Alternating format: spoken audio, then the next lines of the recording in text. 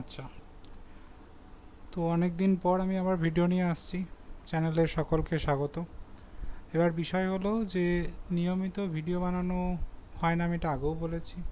কিন্তু বেশ কিছুদিন আগে আমি নিফটির সমস্ত লেভেল আপনাদেরকে জানিয়েছিলাম, এবং লাস্ট বলেছিলাম যে 4th জুন যেটা ভোটের রেজাল্ট, সেই জায়গার লেভেল যেটা রয়েছে সেটা খুব ইম্পর্ট্যান্ট লেভেল। সেই জায়গা থেকে একটা স্ট্রং বাউন্স ব্যাক আমরা এক্সপেক্ট করতে পারছি। সেটাই হয়েছিল।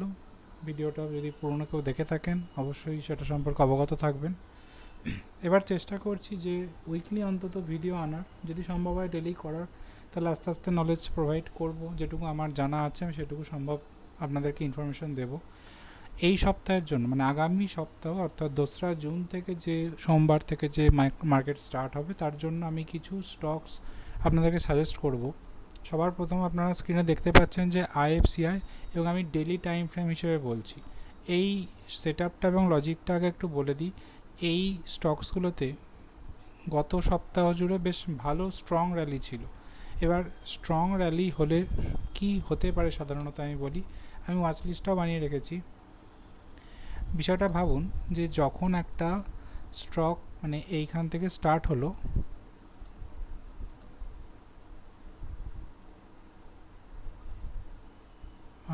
ধরুন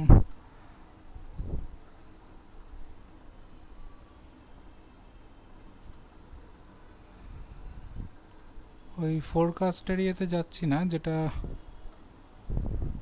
এই যে অ্যারো পাথটা বলছি। এখান থেকে ধরুন স্টার্ট হলো, আবার ডাউনফল এলো। ট্রেনটা কিভাবে চেঞ্জ হলো? এই যে ট্রেনটাকে ব্রেক করলো, একটা আপ ট্রেন্ডের স্টার্ট হলো, আবার একটু ডাউনফল, আবার পোটেনশিয়ালি একটা স্ট্রং ব্রেকআউট দিয়ে এত দূর অবধি এসছে। ঠিক আছে, সম্ভবত এই জোনে আবার একটা কিছুক্ষণ সাইডওয়েজ হলো, কনসলিডেট করার পর একটা স্ট্রং ব্রেকআউট আমরা আবার এক্সপেক্ট করতে পারি। কেন আমি এরকম বলছি? একটা পসিবিলিটিস ভাবুন যে ব্রেকআউট হলো, যদি কোয়ালিটি স্টক হয় অবশ্যই ব্রেকআউট দেওয়ার পর তার গ্রোথ তো হবেই। এইখানে যে গ্রোথ পটেনশিয়ালটা ছিল, মানে প্রথমবার ব্রেকআউটের পর একটা স্ট্রং আপসাইড মুভ হয়েছে, সেকেন্ড টাইমে অবশ্যই সম্ভাবনা কমে যায়, থার্ড টাইমে আমি রিস্ক নিতে একটু ভয় পাই। তো প্রথম ব্রেকআউটটা সবসময় ইম্পর্ট্যান্ট হয় স্টকসের দেখার জন্য, এবং সেই লজিকে আইএফসিআই প্রথমবারে একটা ট্রেড হয়েছিল। সেক্ষেত্রে আমি বারবার বলবো যে এই জোনটা যদি আবার ডাউন সাইডে কোনোভাবে ব্রেক করতো, অবশ্যই ক্যান্ডেল ক্লোজিংয়ের অপেক্ষা করতাম। আমি ইমিডিয়েট মানে ক্লোজ করে দিতাম ট্রেডটা। সুইং পারপাসে বলছি, তাতে হয়তো 12 থেকে 13% আপনারা যারা দেখতে পাচ্ছেন একটা লস আমায় ফেস করতে হতো, কিন্তু আপসাইডেও একটা মানে মোমেন্টাম পাওয়া গেছে, এবং ভালো আপসাইডে 20% মতন সে র্যালি দিয়ে গেছে। এখন 20% সবসময় তো পাওয়া সম্ভব না। এরকম তো বলতে পারি না যে এই যে নেক্সট ফেজটা আসছে 2-3 দিনের মধ্যে হয়ে আপসাইডে ব্রেকআউট দিল, নাও হতে পারে, অবশ্যই নিচে চলে গেল। সম্ভাবনা সবই আমাদের, সব পসিবিলিটিস ভাবনা চিন্তাই করে রাখতে হবে, এবং এইভাবে প্ল্যানিংগুলো আপনারা নিজের মতন করবেন। আমি শুধু এক্সপ্লেন করে দিচ্ছি কোথায় কী ধরনের সম্ভাবনা তৈরি হয়েছে। এটা পুরনো ছিল, আপাতত এটার কোনো কাজ নেই, এখন মুছে দিলাম। এখন এই দুটো জোন, এই আইএফসিআই একটা ইম্পর্ট্যান্ট পার্ট রোল প্লে করছে। যদি এখানে আবার একটা ব্রেকআউট আসে তাহলে আবার একটা ছোটো মতো র্যালি আমি এক্সপেক্ট করতে পারি। ছোটো র্যালি কেন বলছি, দেখুন 6-7% আমি যদি এখান থেকে আপসাইডে মুভমেন্ট পাই যথেষ্ট। কারণ কিছু সপ্তাহ বা কিছু মাসের বেসিসে যদি আমি 6-7%, নো ডাউট খুব ভালো রিটার্ন। আপনি ভাবুন ব্যাংক আপনাকে ফিক্সড ডিপোজিটে সারা বছরে 6-7% দিচ্ছে, সেখানে নিফটিতেও আপনি যতই বলুক সিএজিআর, আপনি তো একদম ডট টু লেভেল নিচ থেকে একদম ওপরে বেচছেন, একদম নিচে কিনছেন, এমন তো কখনোই সম্ভব না। তার রোলিং রিটার্ন আলাদা কনসেপ্ট, ওগুলোই যাচ্ছি না আমি। আইএফসিআইটা বলার পর পরবর্তী যেটা ছিল সেটা হচ্ছে আইটিআই। কেমন? এবার আইটিআইয়ের বিষয়টা বলি। এই জায়গাটার কাজ শেষ হয়ে গেছে। এখন যেটা হলো, এটা যে ব্রেকআউটটা হলো, দেখুন কত ডেলি ক্যান্ডেল, আমি আবারও বলছি ডেলি টাইম ফ্রেমে কাজ করছি, তো ডেলি ক্যান্ডেলটা কত স্ট্রং ব্রেকআউট দিয়েছে, খুব স্বাভাবিকভাবে এন্ট্রি নেওয়া মানে সুযোগ হয়ে ওঠেনি। আর তারপর ছোট গ্যাপ আপ করে করে স্ট্রং র্যালি দিয়ে দিয়েছে। হ্যাঁ, এগুলো মুভমেন্ট এত ফাস্ট হয়ে যায়, ক্যাপচার করা খুব কঠিন হয়ে যায়। আবার যদি একটা কোনো কনসলিডেশন ফেজ আসে, কারণ এখানে সেই অর্থে কোনো রেজিস্ট্যান্স কিন্তু এখনও অবধি তৈরি দেখা যাচ্ছে না এখানে। কেমন, এখান থেকে যদি এই দেখুন একটা ছোট্ট র্যালি হয়ে আবার আপসাইডে, মানে যখন এটা আপ ট্রেন্ডে ছিল, তো আবার এরকম জিনিসের রিপিটেশন হতেই পারে। তার জন্য আমি বলছি এই আইটিআইকেও আপনারা নজরে রাখুন। কিছুদিন এখানে যদি কনসলিডেট করে, তারপর যদি ব্রেকআউট আসে, তাহলে আইটিআইও কিন্তু আবার একটা স্ট্রং আপসাইড মোমেন্টাম আসতে পারে। কিন্তু আমি বারবার বলছি, এই ধরনের যে জোনগুলো যদি ব্রেকআউট করে যায়, ক্যান্ডেল ক্লোজিং ডেলি টাইম ফ্রেমে করে যায়, তো আপনারা অবশ্যই ট্রেড মানে ক্লোজ করে দেবেন। কোনো বাইসেল রেকমেন্ডেশন আমি বলছি না, আমি শুধু কোন স্টকসে কী ধরনের বিষয় চলছে সেটাই এক্সপ্লেন করছি। কিন্তু অবশ্যই যদি কোনো এন্ট্রি প্ল্যান থাকে, সেখানে স্টপ লস কিন্তু যথাযথ প্ল্যান করে রাখা অবশ্যই দরকার। কারণ যে কোনো জিনিস শুরু করার আগে সেটা আপনি কিভাবে কন্টিনিউ করবেন, কি আপনার লক্ষ্য হবে এবং কোথায় আপনি থামবেন, এটা সবসময় জানা উচিত। সেটা ট্রেডিংয়ে হোক, কোনো লাইফের যে কোনো সিদ্ধান্তে হোক, এটা আমার ব্যক্তিগত মতামত। তার পরবর্তীতে আসছি,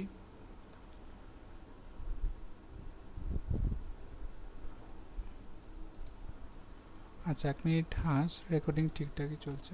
ওয়েলস্পান কর্পোরেশনে এখানেও দেখুন ওই একই লজিক ছিল এবং এখানে একটা অলরেডি স্ট্রং ব্রেকআউট চলে এসছে।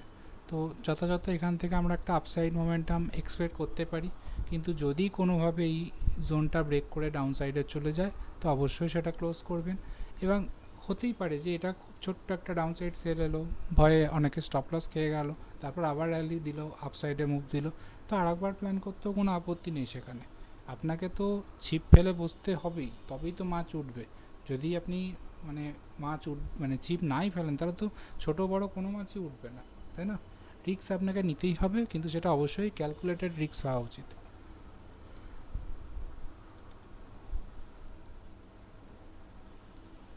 নেক্সট এমএমটিসি, এখানেও সেই একই বিষয়। এখানের ব্যাপারটা এখনও ব্রেকআউট পুরোপুরি হয়নি। এই জোনটা জুড়ে যে সেলিং প্রেশার ছিল, কেমন, এখান থেকেই সেলিং একটা ভালো আবার র্যালি এসেছিল, তো এটাকে আবার ব্রেক করে করে আপসাইডে দিচ্ছে। তো এক্সপেকটেশন এখান থেকে একটা আপসাইড র্যালি পেতে পারি আমরা। এই জোনটা অন্তত ভালো করে ব্রেক করুক, তার পরবর্তীতে আমি বলবো আপনাদেরকে লজিক্যালি প্ল্যান করতে।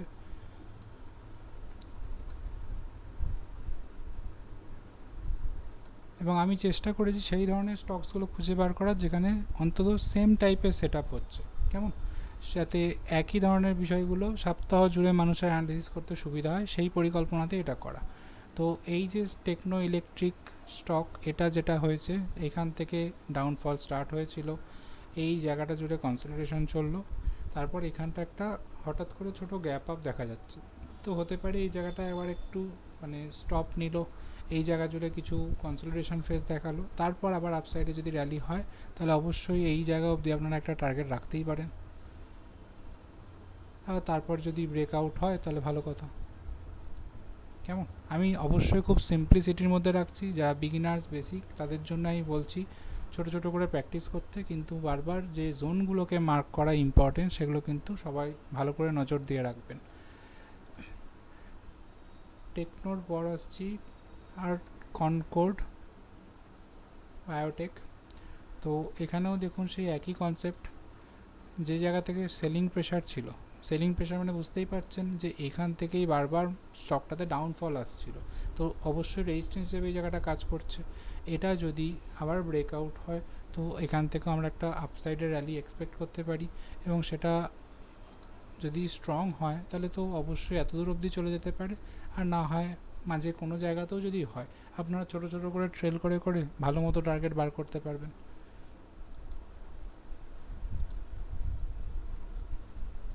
নেক্সট বিইএমএল, এখানেও দেখুন সেই সেম কনসেপ্ট, যেখান থেকে সেলিং প্রেশার স্টার্ট হয়েছিল, তারপর দেখুন ডাউন ট্রেন্ড কীভাবে স্টার্ট হলো, এই ট্রেন্ড শেষ হলো,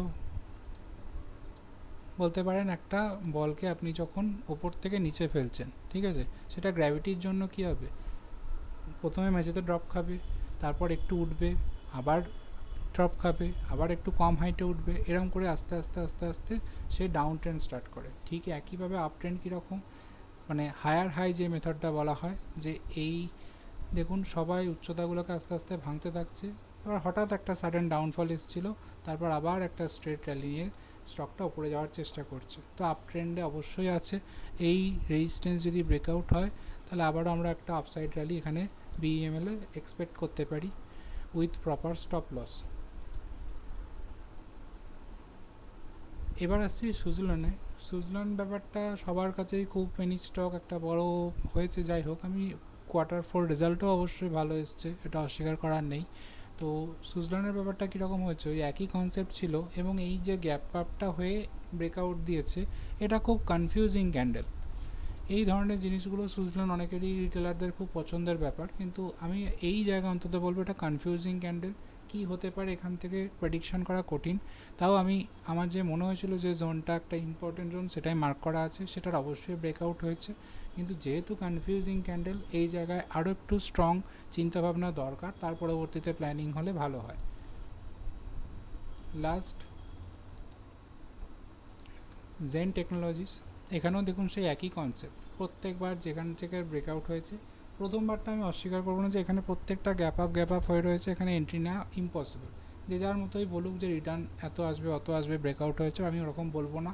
এই ধরনের গ্যাপ আপ যেরকম হয়েছে এবং এই মাঝে যেগুলো দেখতে পাচ্ছেন জাস্ট একটা করে ডট, এটা কোনো সার্কিট লাগা ছিল। আমি এই ব্যাপারটা বলছি।